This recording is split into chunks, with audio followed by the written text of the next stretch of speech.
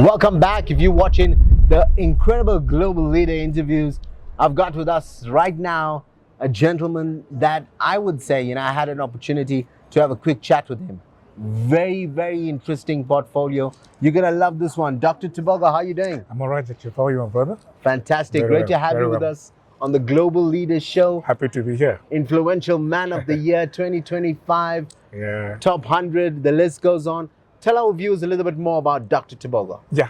Thank you, Rajiv. My name is Dr. TEBOGO SEDIANE, like you rightly said, and thank you for having me. It's an honor to be here. It's an honor to be honored for what you do, for who you are. So basically, I am a man who is interested, or his interest for the past 17 years has been in community development, developing communities. But then I also found a way on doing that legally. Everyone can make a difference. Everyone can, but then to do it legally from a legal point of view, helping people with meaningful help, something that will be sustainable even beyond. So I've started an organization in 2007. I was still young, I was still in school at the time.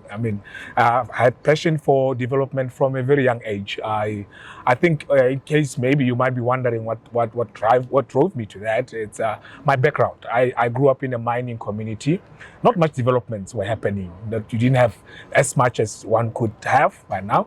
So Dad said to me that as much as I didn't have, but then you would agree with me that you don't need to be rich, you don't need to be smart, you don't have to have a lot of money. You just have to care. You just have to be there for someone. So yeah, 2013 we registered, and then we got registered in 2013. It's a youth initiative that is started by youth, but then it does cater throughout the whole community.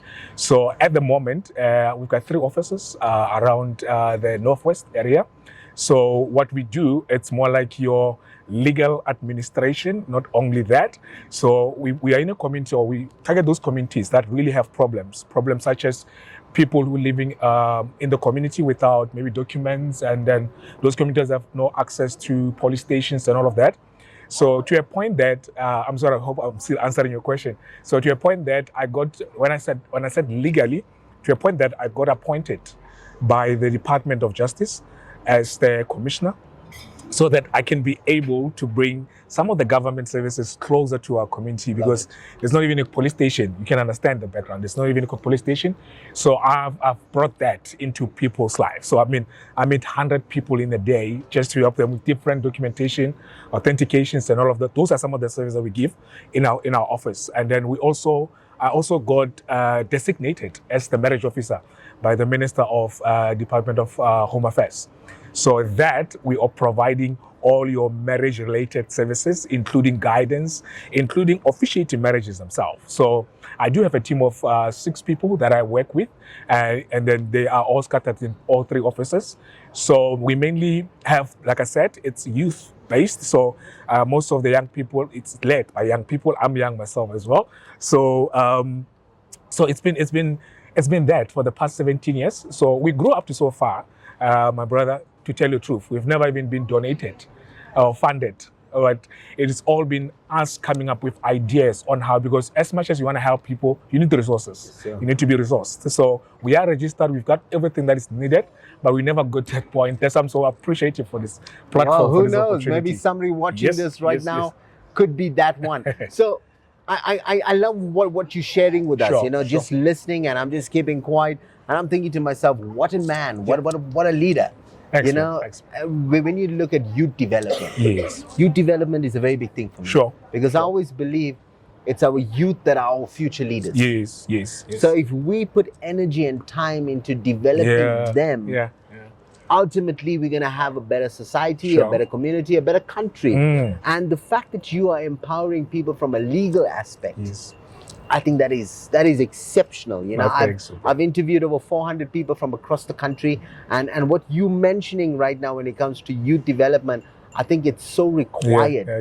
Not just in the Northwest province, but across the country. And I'm pretty sure there's somebody watching this out there thinking, you know what, here's a man for us to contact who's going to be that face taking it forward. Please do that. What are the secrets to your success? First and foremost, prayer. That's my biggest secret. I am a prayerful man. I spend a lot of time trying to make sure, because you can understand, for the past 18 years or so, obviously anybody could have broke.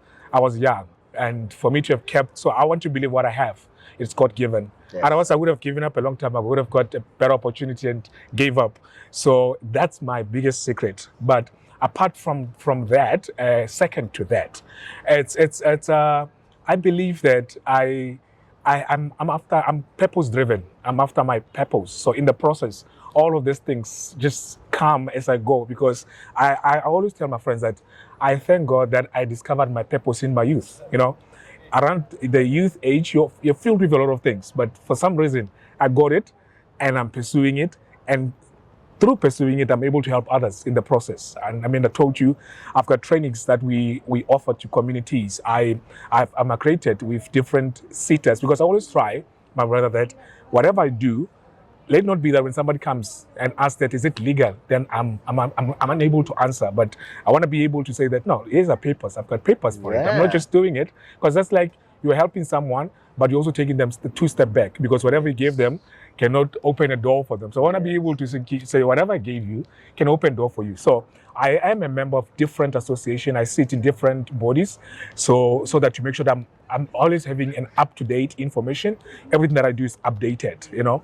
So yeah, that's mainly my secret. That two things: prayer and my purpose. I feel like I'm in pursuit of my purpose. I mean, if I can tell you a bit, I once told my friends that I even studied something when I finished my matric, but I never pursued that, because when I discovered who I am, what I do, that I'm all about helping, I stopped that particular career, and I stick to this. To this day, it's all I do. It's all I can. Well, you're great at what you do. You know, I can feel the energy. I can feel the vibe. Sure. You know, you seem like the man for the job. Yeah, man. You know, man. I'm trying. So this is the big thing for me. Sure. What are you currently working on, and how can people out there get involved? I'm glad you asked. So I just recently published a book. It's called The Journey of Resilience. I do have a copy here with me. I'll show it to you just after that. So that's what I've been working on, to make sure that I get my story out there in platforms such as this one. That's why I'm saying I'm so grateful to you and the organizing committee for even made this possible, because this came at just the time that I needed it. Because even the book that I'm talking about, I self-funded it. You know, I wrote over. I always tell people that I wrote over 250 letters requesting donations and everything, but none of those came out or came through. So eventually I had to downgrade my lifestyle and everything just so that I can work on this project. But you still persevere. I'm going to get it. Despite not having the funding, we're doing it. Exactly. So and now there's people watching, they're saying, hey, here's a guy we want to invest in. Sure. Here's someone who's ready to take it to the next level. How can they contribute to you?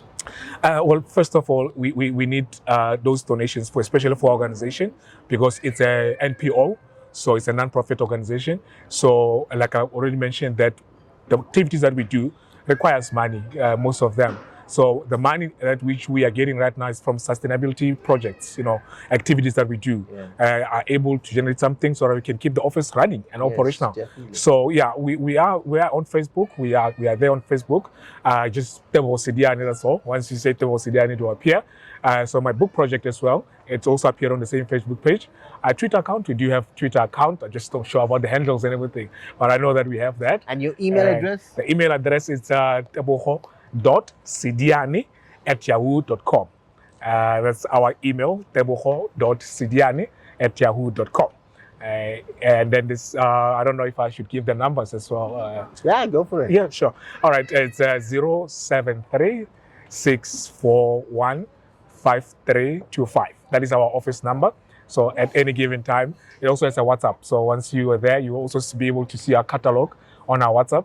Unfortunately, our website at the moment is still down, you know, because of funds. We haven't paid the domain hosting. So, but we trust that with platforms such as this one, somebody there's going to be somebody out there that's going to say, TEBOGO, we want to be part of this, man. Part of the vision. TEBOGO, any final words to all the people out there?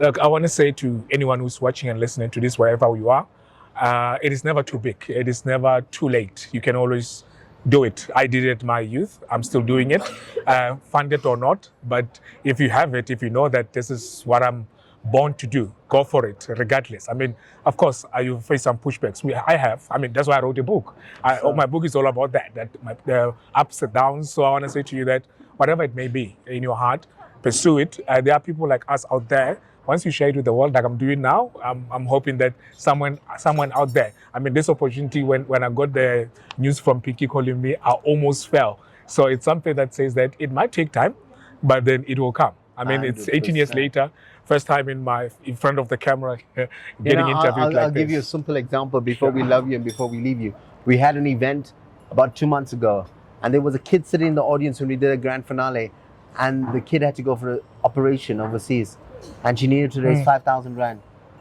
At that moment of time on stage, we just mentioned it, and there was a generous soul who came forward and donated it right there and there. Wow. And that is why I believe there's many generous souls out there. People want to contribute to the right people. And here's a man that not just, I would say, got a good heart and who's passionate about helping people, but he also has the legal side covered. And I think that's important, to have the ducks in a row. From all of us here, we wish you all the best with your journey. Thank you so much. We're definitely going to connect you with all our resources. Please. And we've got one thing left to say. You guys have just been motivated.